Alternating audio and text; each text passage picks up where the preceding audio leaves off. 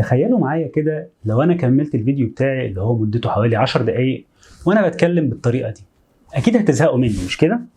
تخيلين بقى ان ممكن حد يتكلم في الفيلم كله بنفس الطريقه دي؟ للاسف هو دي الطريقه اللي اتكلم بيها احمد حاتم طول فيلم الغساله، كل مشاهده كان بيتكلم بالطريقه دي وهو لابس النضاره وقافل الزرار ده طبعا كالعاده عشان يبين ملامح الشخصيه. حاجات من دي وحاجات اكتر من كده هنتكلم عنها في حلقتنا النهارده من استوديو اندرو عن فيلم الغساله.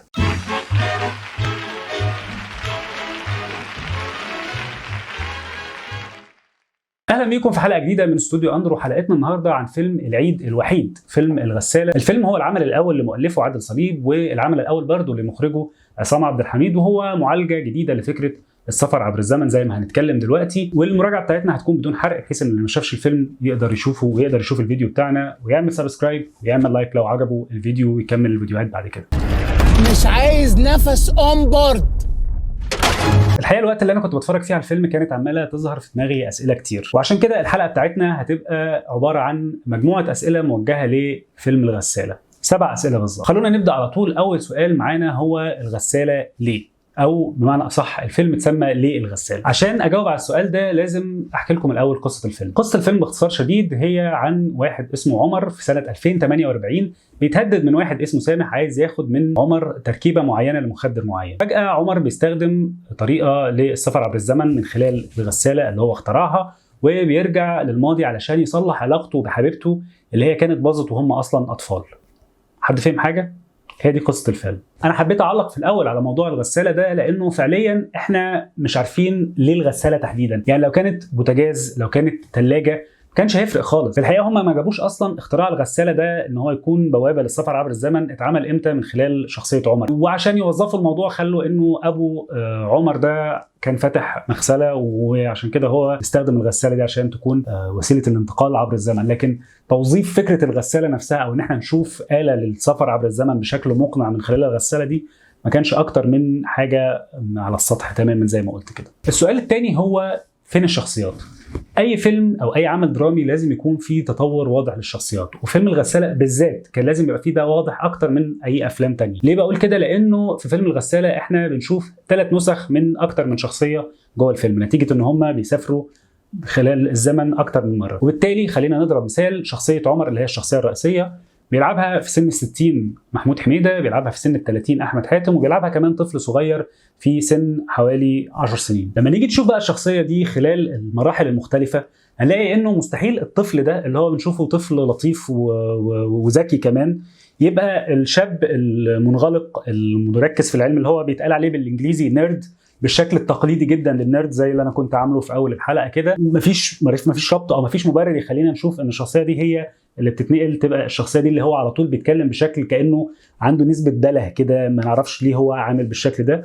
وفي الجزء الثالث او السن الثالث سن ال60 بيلعب الدور محمود حميده اللي هو طالع بشخصيه جاده جدا، وبرده ما نعرفش هو امتى اتنقل من ان هو يبقى الشخصيه الساذجه والمركزه قوي في العلم دي ان هو يبقى شخصيه جاده. لما نحط ال3 شخصيات قصاد بعض مستحيل نقدر نربط ما بين الشخصيات دي ان هي شخصيه واحده، دول 3 شخصيات، وبالتالي رسم الشخصيات هنا كان شبه يعني مختفي، وده ينطبق على بقيه الشخصيات الثانيه بتاعه الفيلم. الاغرب انه مش بس رسم الشخصيات، يعني مش هنلاقي اي ربط ما بين الشخصيه الواحده في مراحلها المختلفه، لا ده كمان الاب اللي هو طلع ابو عمر اللي هو بيومي فؤاد هنلاقي ان هو بيتعامل مع عمر الطفل بشكل ومع عمر الشاب بشكل ثاني خالص. طبعا ممكن جدا ان الاب يكون غير طريقته دي لسبب او لاخر، لكن احنا ما بنشوفش ده على الشاشه. هو بيحب الطفل كانه بيحب الطفل ده تحديدا، وعنده مشكله مع الشاب كانه عنده مشكله مع الشاب ده تحديدا، لكن المفروض ان احنا دول شخص واحد، وده ما بنقدرش نشوفه على الشاشه على الاطلاق. انا جاي المهمه محدده ولازم انفذها. عشان الناس اللي ممكن ما تكونش فهمت مني القصه قوي وانا بشرحها هسال السؤال الثالث، فين الدوافع؟ اي فيلم لازم يكون فيه دوافع عشان الشخصيات تتحرك من النقطه الف للنقطه ب، او بمعنى اصح من النقطه الف للنقطه ايه، ان هو في دافع معين بيخليه دافع رئيسي بيخليه يتحرك في الرحله بتاعته خلال الفيلم علشان يوصل للنتيجه الاخيره اللي هو عايز يوصل لها. ايه اللي بيحصل في الفيلم عندنا؟ مثلا احنا بنشوف انه عمر في سنه 2048 بيقرر ان هو هيسافر بالزمن عشان يصالح حبيبته اللي هو زعلها وهو طفل اصلا. طب ايه اللي خلاه استنى كل العمر ده طالما ان هو وصل لاختراع الغساله عشان يقدر يرجع لحبيبته بالشكل ده. حاجه كمان انه احنا بنشوف الطفل بتاع سنه 98 طفل عمر فجاه بيسافر لسنه 2018 عشان يقابل عمر في سن ال 30 اللي هو احمد حاتم. ليه؟ ما نعرفش، هو فجاه كده بيطلع له يعني مفيش سبب واضح يخليه ان هو يختار يدخل الغساله ويسافر للسنه دي. وهو فعليا طول الفيلم الاحداث المهمه عندنا ما بين الشخصيات بتاعه 2048 والمشكله الاصليه كانت في سنه 98. الاحداث اللي بتدور سنه 2018 كلها يعني تقريبا على الهامش جدا من الفيلم، رغم ان المفروض ان الفيلم بطوله بشكل رئيسي يعني احمد حاتم وهنا الزاهد، فاحنا بنحس ان هم عدوا على سنه 2018 دي عشان يخلوا البطلين دول يظهروا ويكملوا معانا بقيه الفيلم. وزي ما كل العقد اللي في الفيلم ما كانتش محبوكه، النهايه كمان ما كانتش محبوكه ولا مقنعه. فجاه كده بنلاقي ان الفيلم انتهى كانه لازم نخلص الفيلم ونطلع نقول الحكمه وخلاص على كده. ومن الحاجات الطريفه كمان اللي تخص الحبكه بتاعه الفيلم ان احنا كان عندنا شرط زمني في البدايه انه الشخصيات لما تسافر في الزمن ما تزيدش عن 7 ايام ولازم ترجع للزمن بتاعها. طيب الجديد في الفيلم المختلف يعني انه عمر وهو عمر 30 يعني اللي هو في سن ال 30 بيبقى خايف على عمر الكبير ان هو لو استمر اكتر من 7 ايام هيتلاشى. ليه خايف من كده؟ ان هو لو تلاشى هو ده هيأثر عليه هو كمان الشاب عمر 30 والطفل كمان عمر اللي عنده 10 سنين. وده حاجه اول مره اشوفها يعني طول عمر الواحد لما بيشوف مختلف النظريات بتاعت السفر عبر الزمن في الافلام المختلفه كانت دايما الخطوره انه التغيير حاجه في الماضي بتاثر على المستقبل، لكن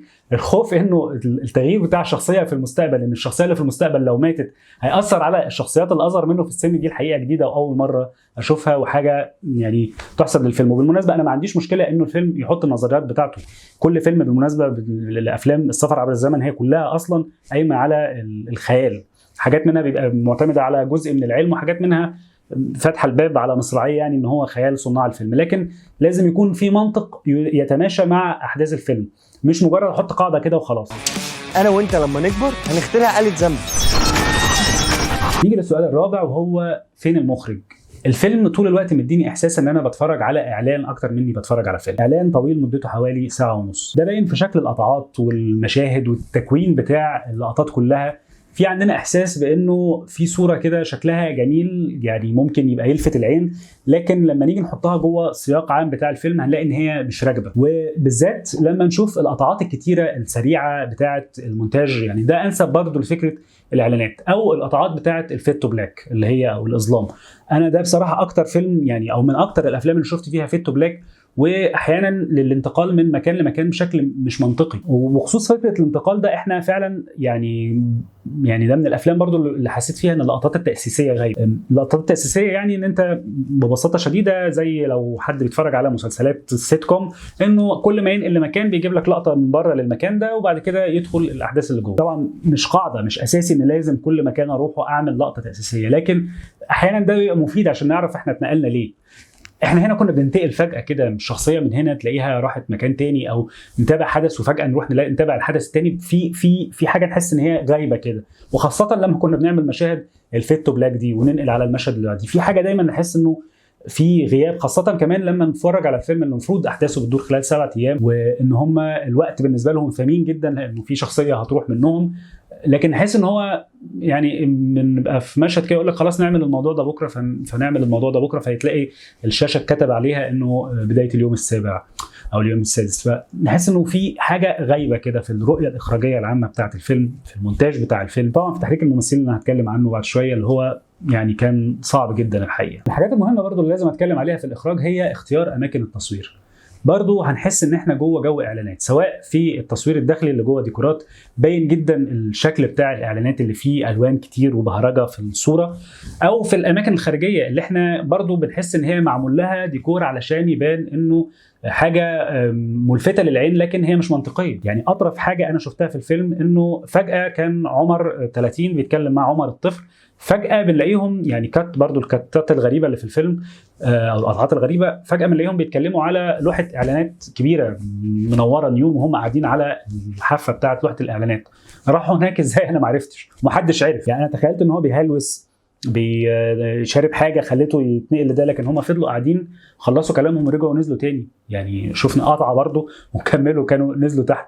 ايه اللي حصل وراحوا هناك ازاي ما اعرفش. ده حاجه تليق جدا بالاعلان، يعني ممكن في الاعلان نتقبل ده عادي لانه ما عندناش سياق درامي، وبالعكس احنا مطلوب مننا ان احنا ننبهر بالصوره اكتر وتوصل لنا الرساله الاعلانيه وخلاص على كده. لكن الفيلم لازم اعرف احنا رحنا هنا ليه، يعني ايه اروح اصلا فوق لوحه اعلانات؟ مفيش اي منطق في الموضوع. برضو كمان الديكورات كلها بتاعه الفيلم نحس انه في تصنع. يعني في مشهد كانوا قاعدين على محطه اتوبيس محطوط عليها يافطه مكتوب عليها بالانجليزي بس باص ستوب. ايه ده؟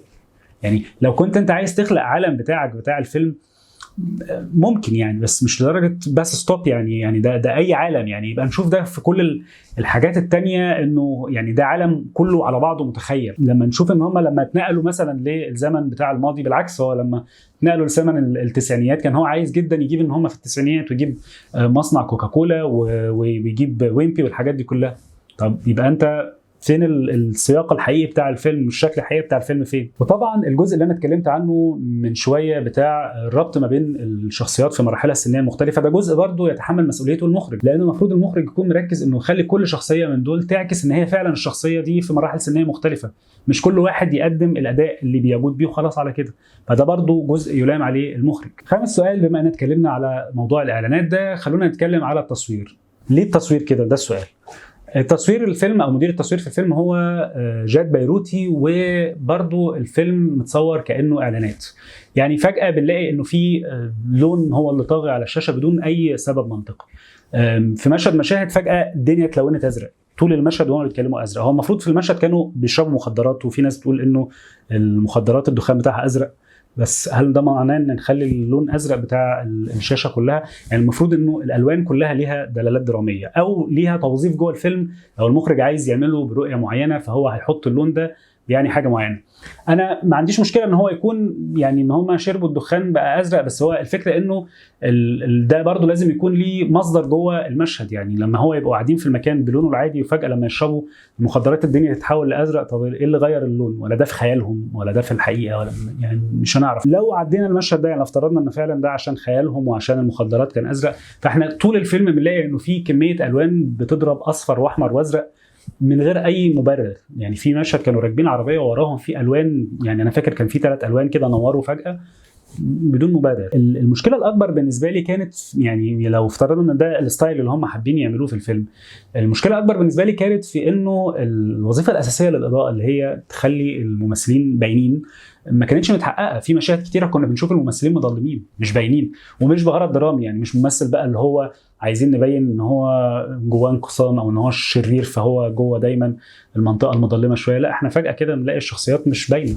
وشوشها مش باينه في المشهد. ففكره الاضاءه الاساسيه، المفهوم الاساسي بتاع الاضاءه ان هو بينور ممثلين، ما كانتش متحققه في الفيلم، ودي كانت حاجه غريبه جدا بالنسبه لي. سادس سؤال معانا هو فين التمثيل؟ ومش هقف عند السؤال ده كتير الحقيقه، لانه مستوى التمثيل في الفيلم كان محبط لدرجه كبيره جدا. يمكن احمد فتحي ومحمد سلام حاولوا يقدموا بعض المشاهد الكويسه بحكم ان هم اصلا كوميديانات، لكن بقيه الممثلين في الفيلم كانوا في اضعف حالاتهم، بما فيهم الفنان الكبير محمود حميده اللي هو كان بعيد تماما عن الكوميديا. اللي هو مثلا لما قدمها في فيلم اهواك مع تامر حسني كان احسن بكتير، لدرجه ان هو كان اكتر حد بيضحك في الفيلم اصلا، لكن هنا كان بعيد جدا عن المستوى بتاعه. وعموما يعني كان الاداء ضعيف، وبالذات من احمد حاتم اللي انا ما قدرش اعرف انه مين اللي اقنعه ان هو لما يقفل القميص ويلبس النضاره ويقدم شخصيه النيرد دي اللي هي يعني داست في كل الافلام وبالذات الافلام الامريكيه، هيقدر يضحك وهيقدر يقدم حاجه جديده في الموضوع ده. ما اعرفش بصراحه مين اللي اقنعه بكده. وده ينقلني للسؤال السابع معانا، وهو فين الضحك؟ هل مثلا صناع الفيلم كانوا فاكرين انه لما احمد فتحي يتكلم بلهجه يا ابا ويتكلم ويقول الكلام ده كده بيضحك؟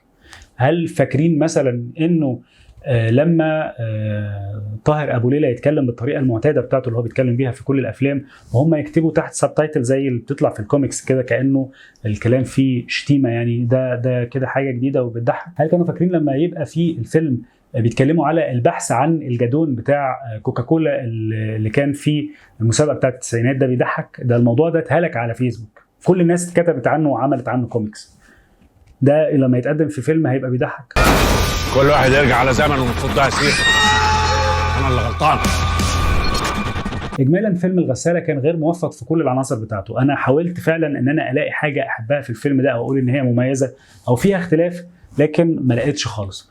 وحتى فكره السفر عبر الزمن اللي هي اتعمل لها معالجات كتيره جدا، ويعني دايما فيها مجال لتقديم افكار مختلفه، هنا كانت يمكن من اضعف معالجات فكره السفر عبر الزمن. يمكن صناع الفيلم كانوا محتاجين يشوفوا مثلا سمير وشهير وبهير عشان يشوفوا فكره السفر عبر الزمن ازاي ممكن تتقدم بشكل كوميدي حقيقي في فيلم مصري. السؤال الثامن واللي انا سبته للاخر هو هل عملتوا سبسكرايب وعملتوا لايك للحلقه دي ولا لا؟